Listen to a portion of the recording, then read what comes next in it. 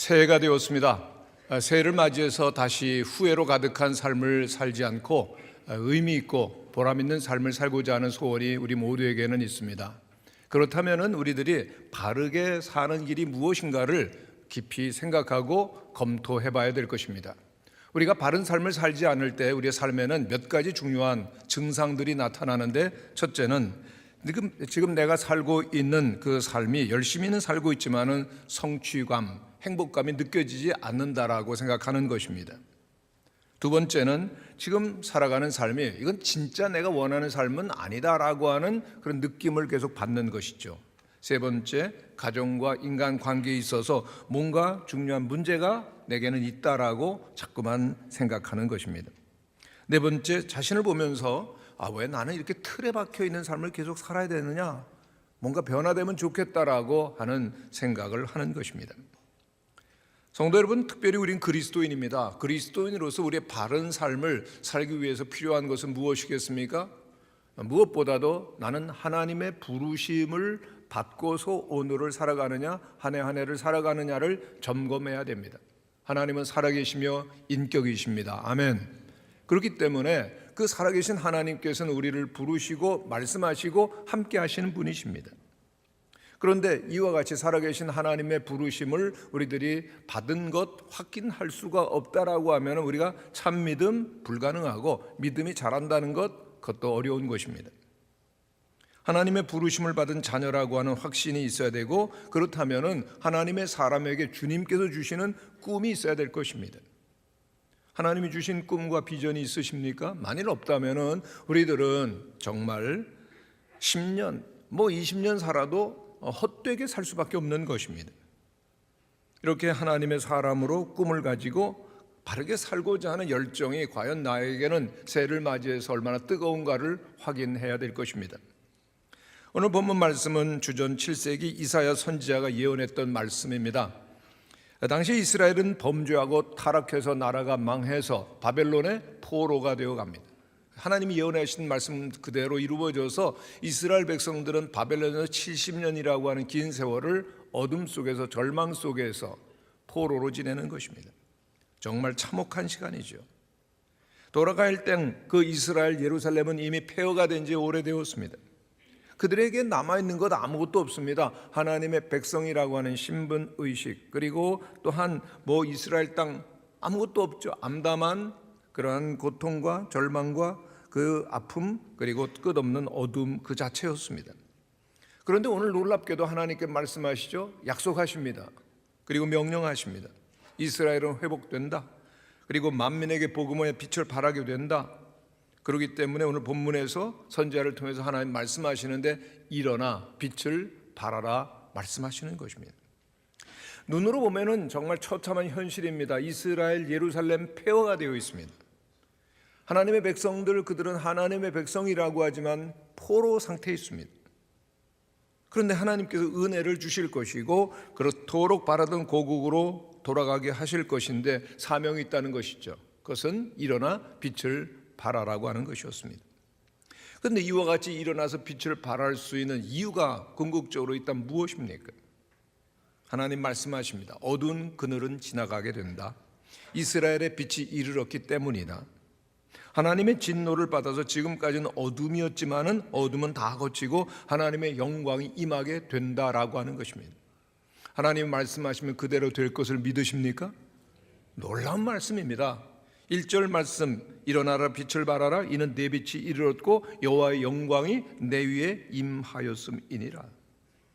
하나님의 백성을 버리지 아니하시고 긍휼히 여기시는 하나님의 은혜가 임하신다는 것입니다. 이러한 선지자의 외침은 실패와 고난과 좌절과 폐허의 얼룩 속에서도 하나님께서는 역사하시고 하나님은 함께 계시다라고 하는 것을 말씀해 주는 것입니다. 그것을 선지자는 여호와의 빛이 임한다라고 말씀하고 있습니다. 그렇기 때문에 절망과 낙심과 포기는 하나님께 죄가 됩니다. 눈앞에 보이는 상황, 어둡고 절망스럽고 그리고 캄캄하지만은 하나님은 살아계시는데 그 하나님을 바라보지 아니하면은 절망하고 낙심하고 포기하기 때문인 것입니다. 하나님은 언제나 살아계시고 하나님은 언제나 우리에게 빛을 비춰주시고 언제나 새 일을 행하시는 분이십니다. 미국 교회가 배출한 최고의 신학자요 철학자인 조나단 에드워즈 목사님의 최고 설교가 있는데 그것은 신적이며 영적인 빛이라고 하는 설교입니다. 목사님은 그 설교 가운데서 신적이며 영적인 빛은 오직 하나님께서 성령을 통해서 우리 성도들의 영혼 속에 비춰주는 것이라고 설명을 합니다. 이 초자연적인 빛은 우리들의 지성, 지식, 그 외의 경로를 통해서가 아니라 바로 하나님께서 직접 성도 영혼에 비춰주는 빛이라는 것이죠. 정말 놀랍습니다. 그런데 이 빛이 임하게 된 모든 성도들은 하나님의 선하심에 대해서 깨닫고 묵상하게 되는 것입니다. 아주 공부 많이 한 지식이 많은 사람들에게가 아니라 하나님의 은혜의 빛을 비춰주시면 모든 사람들도 이와 같이 그 하나님의 영광과 놀라우심과 탁월하심을 깨닫게 되는 지식이 임한다는 거죠. 신적인 지식이라고 그랬습니다. 그러므로 오늘 우리들이 믿음의 생활하면서 하나님의 성령으로 그 하나님의 영광의 빛이 내게 비춰지고 있는가를 늘 물어야 될 것입니다. 이미 나는 그 빛을 받았다. 그럼 계속해서 그 빛을 사모해야 되고, 이미 나는 그 빛을 받은 경험이 없다. 그렇다면 정말 그 빛을 사모해야 되는 것입니다. 조나단 에드워즈 목사님은 이 빛은 인간이 가질 수 있는 가장 탁월한 신적인 지혜라고 그랬습니다. 이 지식은 다른 그 어떠한 지식보다도 달콤하고 기쁜 것이고 가장 뛰어나다라고 설명을 합니다. 여러분, 사람이 배우고 또 지식을 얻음으로써 가질 수 있는 지식 대단한 것입니다. 정말 눈부신 과학의 발전이 이루어져서 사람과 자연에 대한 지식들이 정말 많이 이렇게 보급되고 있지만은, 그러나 하나님의 빛이 인간의 영혼에 비춰질 때의 그 기쁨과는 세상의 지식은 비교가 안 되는 겁니다. 비유적으로 말하면 환히 빛난 태양 앞에 조그만 반딧불도 지나지 않는 것이 인간의 지식을 아는 데서 얻는 기쁨이라는 것이죠.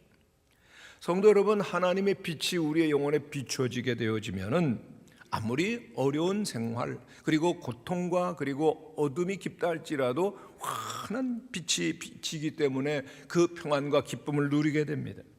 이 빛이 마음에 비춰지면은 그 영혼의 본성까지도 완전히 달라지는 것이죠. 세상 사랑하던 것 다 버리고 영원한 하나님의 나라를 바라보면서 살아가게 되는 것입니다. 그렇습니다. 이 하나님의 빛이 비춰질 때만 우리들은 진정한 삶을 살게 되며 거룩의 열매를 맺을 수 있게 되는 줄로 믿습니다. 새해를 맞이했습니다. 무엇을 사모합니까? 성도 여러분, 그 하나님의 영광의 빛이 우리의 심령과 가정 가운데 임하게 되기를 간절히 사모하게 되시기를 바랍니다. 그럴 때 우리는 빛을 발하는 것이죠. 하나님은 선지자를 통해서 말씀하셨습니다. 이제 하나님의 영광이 이르렀고 내 빛이 임하였다. 그렇다면 무엇을 해야 되느냐? 이스라엘 사람들은 용기를 내어서 이제 새로운 출발을 하라고 하는 것이죠.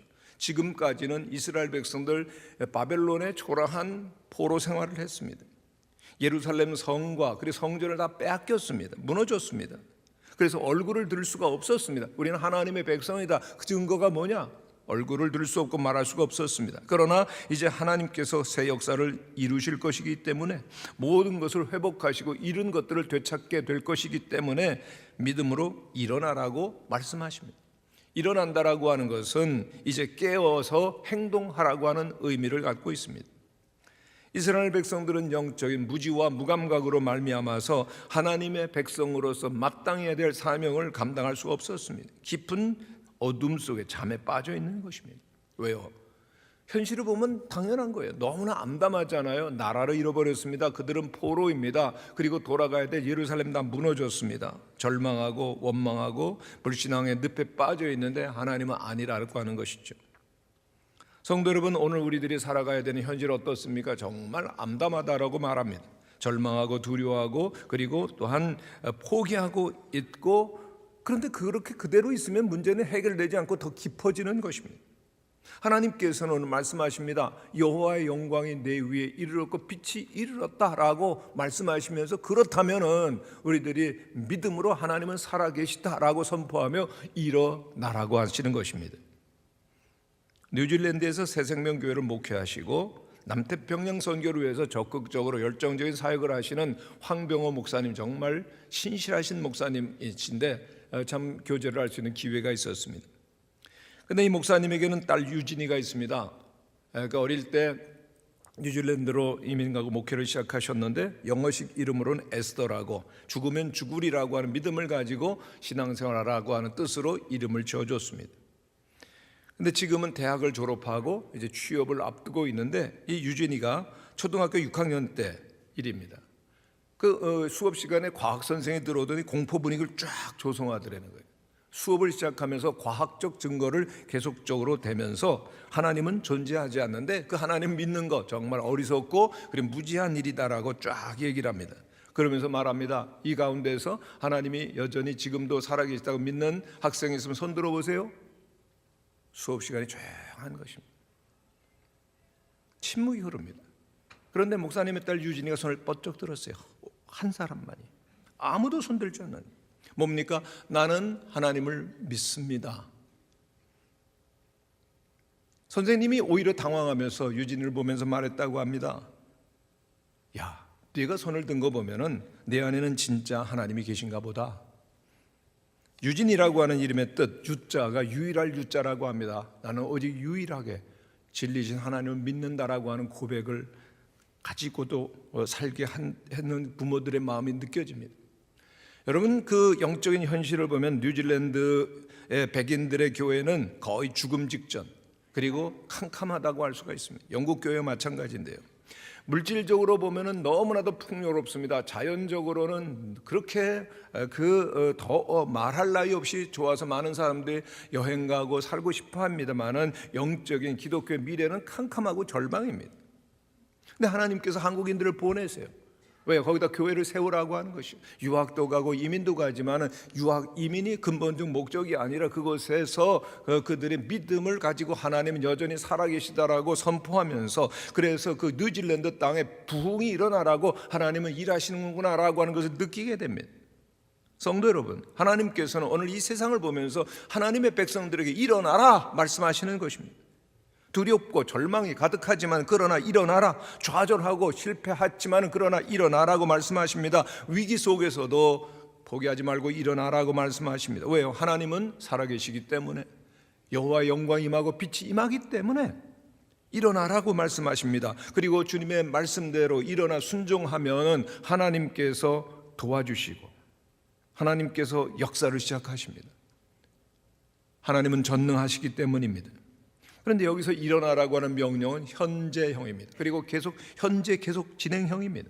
지금 일어나라고 하는 것입니다.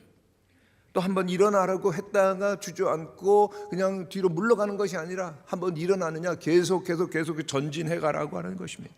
하나님의 말씀은 언제나 현재입니다. 왜냐하면 하나님은 언제나 살아계시고 또한 지금도 역사하고 계시기 때문입니다. 그렇다면 성도 여러분, 이제 우리 모두는 일어나야 될 줄로 믿습니다.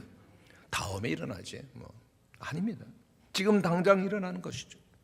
일어난다라고 하는 것은 행동의 첫 번째 단계입니다. 일어나지 않고 어떻게 우리들이 행동합니까? 주저앉아서 누워서 무슨 일을 우리들이 하는 것입니까? 일어나야만 다음 행동이 가능하고 삶이 가능한 것이죠. 그렇습니다. 일어나야 될 것입니다. 절망하고 불평하고 원망하고 불신하던 자리에서 일어나서 하나님께로 나와야 되는 것입니다. 사도행전 3장의 기적은 우리에게 놀라운 교훈을 줍니다. 나면서부터 안전병이 된 사람이 있었습니다. 성전 문간에서 국어를 하는데 기도하러 올라가던 사도 베드로가 그를 주목하고 이렇게 말합니다. 은과 금은 내게 없거니와 내게 있는 것으로 내게 주노니 나사렛 예수의 이름으로 일어나 걸으라 그랬습니다. 참 놀랍습니다. 그가 일어나려고 그랬어요. 그랬더니 발과 발목에 힘이 생깁니다. 그리고 또한 일어나 걷기도 하고 뛰기도 하며 하나님을 찬미했습니다. 모든 사람이 포기했던 사람이에요. 가족들도 포기하고, 그리고 또한 병원도 의사도 포기하고 스스로도 포기했어요. 난 일어날 수 없다. 그러나 주님께서 말씀하시죠. 베드로를 통해서 일어나라, 나사렛 예수의 이름으로 일어나라고 그렇게 선포되는 말씀을 듣고 그가 믿음으로 일어나려고 하니까 정말 힘이 주어지고 그는 과연 일어나는 기적을 경험하게 되었습니다. 누가 하나님의 도우심을 입으며 하나님의 기적의 중심에 설 수가 있습니까? 주님의 말씀이 들려올 때 믿음으로 순종하고자 하는 자에게 하나님은 일하시는 줄로 믿습니다. 오늘 하나님은 일어나라, 빛을 발하라고 말씀하십니다. 오늘 이 시대를 살아가는 우리 그리스도인들에게 주시는 말씀이죠. 오늘 우리가 살고 있는 세상 하나님을 부인합니다. 하나님이 어디 계셔? 하나님의 말씀이 있음에도 불구하고 순종하지 않고 거역하는 시대입니다. 그런데 이런 시대 속에 살아가는 오늘 그리스도인들에게, 오늘의 교회를 향해서 주님은 일어나라 말씀하시는 것이죠. 한국교회 세상에 나가서 요즘 고개를 못 들고 위축당하고 그리고 또한 부끄러워하지만 아니다, 하나님 살아계시다라고 하면은 우리는 일어나서 빛을 발해야 된다라고 하는 것입니다. 깊은 영적인 잠의 자리에서 일어나서 어둠과 그리고 죽음을 향해서 빛과 생명을 전하라고 하시는 것입니다. 빛이라고 하는 말은 다른 말로 하면 하나님의 영광입니다. 거룩한 하나님의 영광. 요한복음 1장에 보면은 빛에 대한 설명이 있는데 요한복음 1장 9절에 보면 예수님께서 참 빛, 곧 세상에 와서 각 사람을 비추는 빛이라고 선언하고 있습니다. 9장 5절에 보면은 내가 세상에 있는 동안에는 세상의 빛이라고 말씀하셨습니다. 그런데 이사야는 우리가 일어나서 빛을 발하라고 말합니다. 우리는 말하죠. 내겐 빛이 없습니다. 맞아요. 우리는 빛이 없습니다. 우리는 빛이 아니기 때문입니다. 그러나 여러분 예수님을 믿으십니까? 아멘 안 하신 분이 너무 많으신 것 같아요. 예수님 믿으십니까? 예수님 여러분 안에 계십니까? 나는 어둠이고 흙이지만 예수님은 빛이요 생명이십니다. 그렇기 때문에 일어나 빛을 발하라고 하는 것은 내 안에 찾아오신 예수 그리스도를 전하고 증거하고 말하라고 하는 것이죠. 주님을 자랑하라고 하는 것, 예수 그리스도의 복음을 전하라고 하는 것입니다. 그렇습니다. 그리스도인 빛을 비추어진 그리스도인들에게 주어진 사명, 그것은 복음을 전하는 것입니다. 왜요? 복음을 전하지 아니하면은 빛을 받을 수가 없고 생명을 받을 수가 없기 때문입니다. 고린도전서에 있는 말씀을 보면 하나님의 지혜에 있어서는 이 세상이 자기 지혜로 하나님을 알지 못함으로 하나님께서 전도에 미련한 것으로 믿는 자들을 구원하시기를 기뻐하셨도다 그랬습니다. 그런데 왜 전도가 미련합니까? 세상 사람들이 전도를 미련하다고 생각하는 거죠. 세상에 내가 알고 있는 지식, 과학적인 그런 모든 진리가 전부라고 생각하는데 그 영원한 세계, 진정한 그 세계를 모르면서도 안다고 하니까 미련하게 보이는 전도를 하지 않고 그들이 어떻게 깨우치겠느냐라고 말씀하시는 것입니다. 성도 여러분, 복음을 전해야 되는데 복음은 어려운 것 아니죠. 내가 만난 예수님 그대로 그 전하고 내가 예수를 왜 믿는지를 말하는 것입니다. 필리핀의 복싱 천재로 알려진 카톨릭 집안에서 태어난 파퀴아우라고 하는 분이 있는데 이분은 정말 놀라운 복싱 천재입니다. 95년도 프로복서로 데뷔를 했는데 8체급을 넘나들면서 무려 10번이나 타이틀을 거머쥔 분입니다. 통상 65전 57승 2무 6패. 필리핀은 물론이고 아시아 전체에서 가장 사랑받는 최고의 복서입니다. 그리고 2010년도에는 국회의원으로 당선이 되는데 그때 이분에게 인생의 중요한 변화가 일어나는데 기독교로 개종을 한 것입니다. 지금은 복음 사역자가 됐습니다. 최근에 그 작년 말에 한국에 와서 한국 교회에서 한번 간증을 했는데 이분은 이렇게 얘기를 합니다. 내가 기독교로 개종한 다음에 진정한 행복을 경험하게 되었습니다라고 말하죠. 그런 간증을 시작하면서 하나님은 좋으신 분입니다. God is so good 이라고 그렇게 말씀을 전하면서 그러나 그가 하나님을 만나기 전에 그의 삶은 얼마나 엉망진창이었는지 설명을 합니다.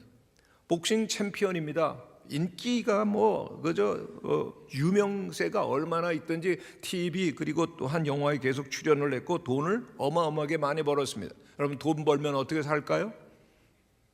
그는 고백합니다. 도박, 술, 여자 같은 유혹에 빠져들었습니다. 그런데 아무리 그렇게 그 인기 정상에 있고 돈을 많이 벌고 마음대로 살아도 향락을 누려도 행복하지 않더라는 겁니다. 오히려 죄책감, 공허감이 밀려오는데 아내와는 별거 위기 매일과 같이 싸우고 또 자신에게 대해서 내가 왜 이렇게 사는지를 모르고 그리고 문제로 가득해서 스스로 목숨을 끊을 생각을 했다는 겁니다. 참 이상합니다.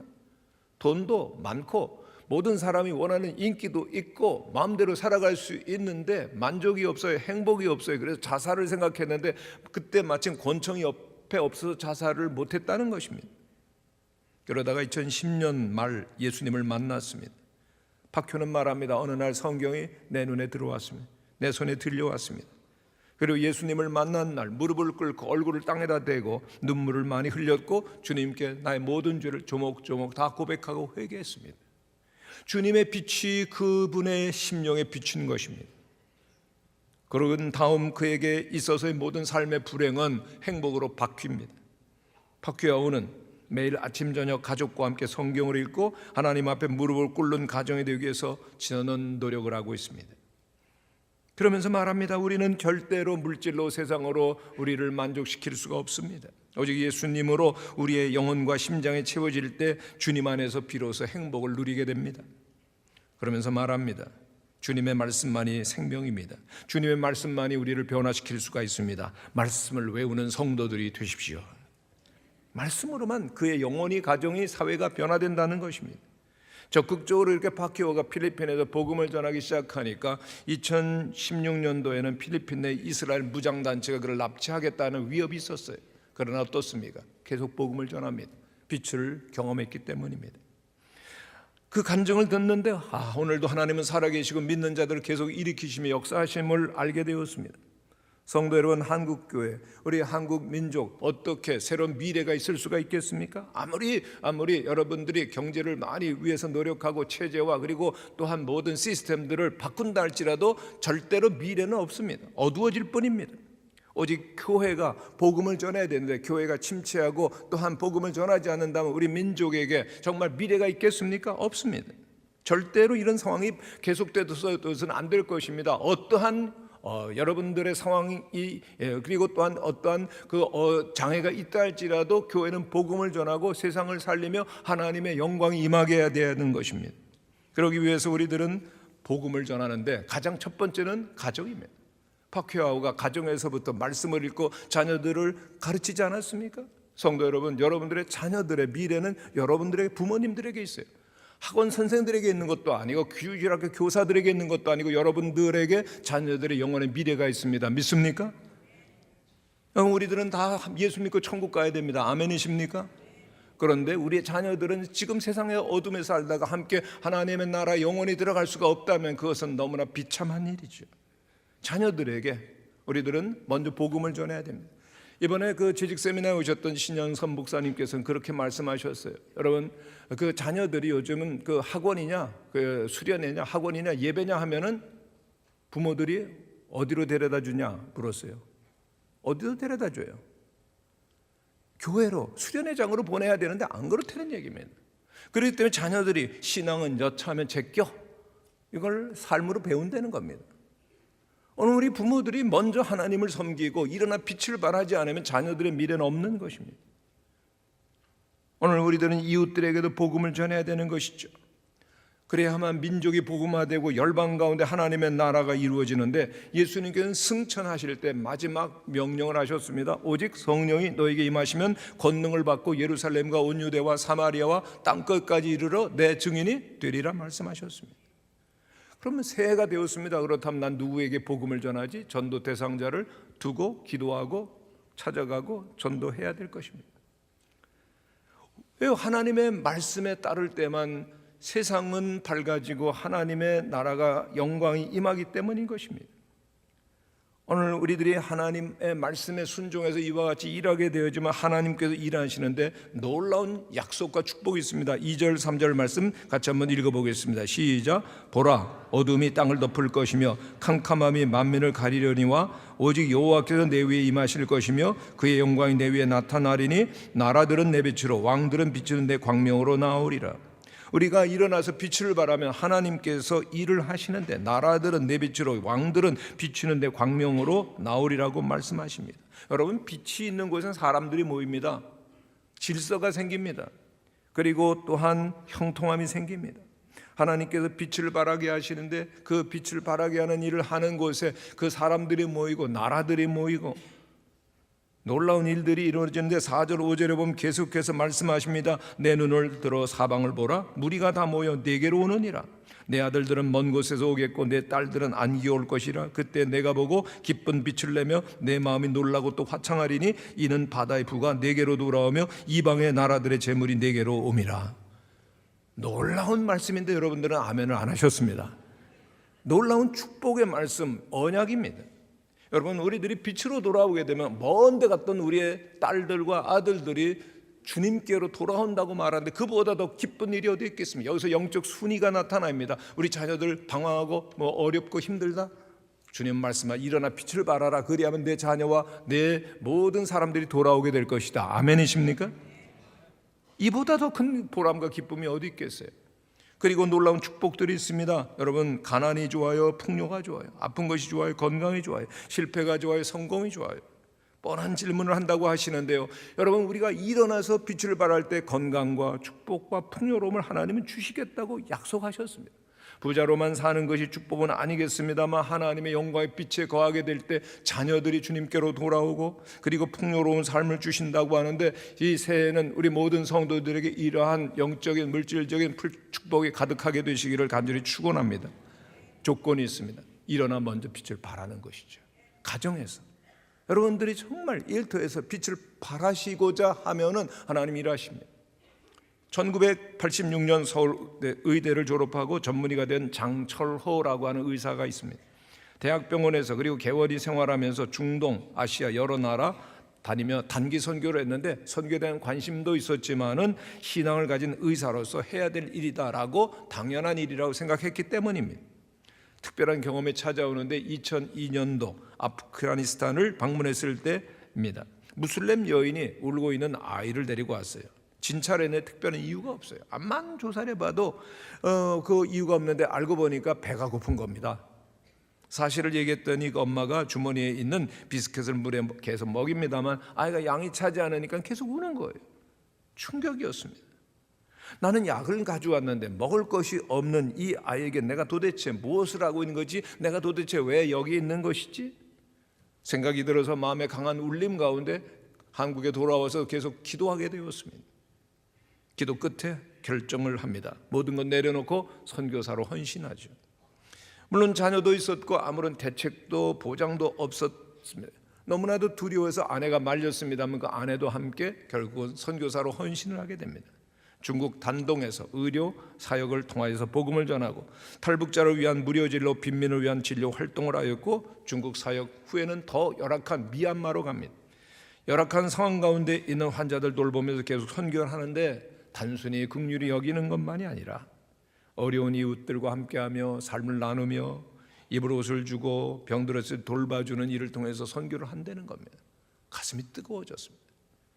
그 부와 성공도 뒤로 하고 그리고 하나님의 나라를 위해서 일할 때 하나님께서 그 모든 후손들을 얼마나 영광으로 인도하실까.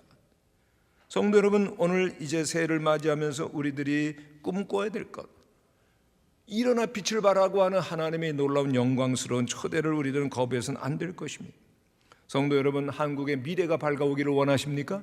그렇다면 반드시 영적인 축복, 한국 교회가 새로워져야 됩니다.